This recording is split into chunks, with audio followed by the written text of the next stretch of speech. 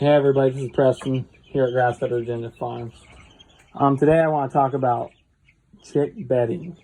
This is our brooder we got here. If you're interested, I'll post a link to where I talk about this brooder more in depth. But today we're talking about chick bedding. So as you can tell, the bedding's starting to get it's starting to stack up and it's pretty solid. It's not fluffy anymore. And you can start to see poop and everything. The key here, guys, is to get good success rates, is to keep the chicks nice and clean. Keep fluffy bedding. Don't cut corners here because it does pay off. If you want disease and a lot of death loss, then yeah, you can push your bedding a long ways, but you will have more diseases and deaths.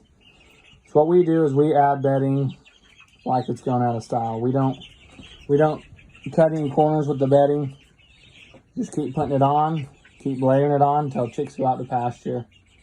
But one way you can tell, when you open your brooder and the smell is really, really musky, you're smelling a really deep chick smell, you know that you need more litter. Your nitrogen ratio to litter ratio is off. And you need more litter for the nitrogen to break it down.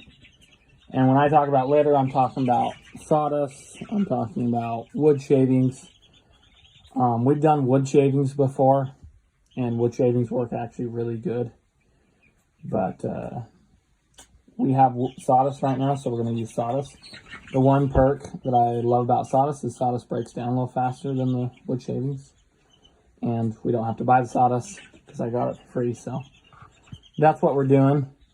But you can definitely tell that it's pretty packed. So we're going to add a bunch more sawdust here. All right, so now let's get this bedding down and we'll get these chicks back comfortable.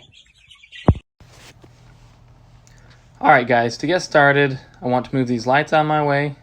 I don't want to be banging my head or getting caught up in anything.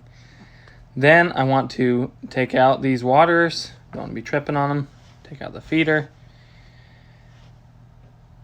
I typically like to put down 3 to 4 inches of this sawdust.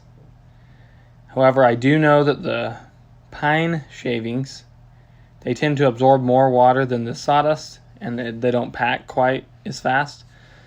This sawdust packs really fast when the chickens start pooping on it, versus the wood shavings, they do a little better at not packing so fast.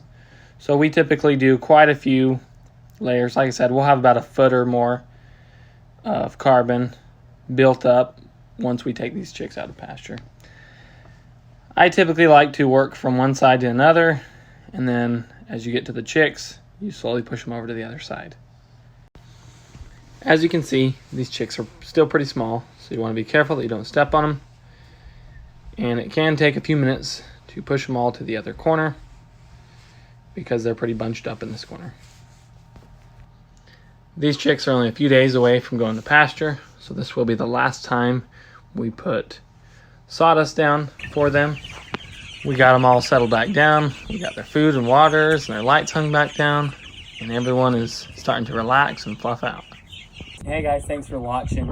If you guys like this video, hit that subscribe button. And we'll be doing more videos on these chicks as they progress in their journey. We're going to be taking them out to pasture soon. So we'll see you in the next video.